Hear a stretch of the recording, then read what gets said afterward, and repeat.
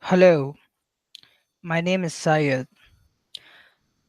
So let's start this course how to analyze the integrated digital marketing strategy for any business or brand.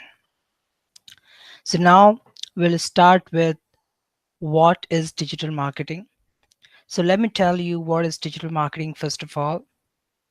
So the process of connecting with your ideal customers or users and engaging them on the digital marketing platform is called digital marketing, right?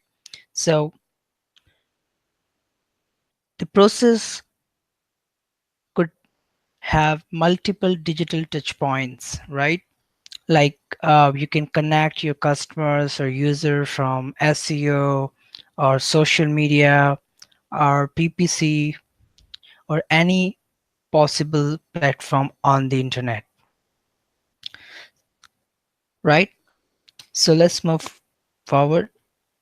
So there are multiple digital marketing platforms that are available to reach out to your ideal customers or users on the internet for your business and brands.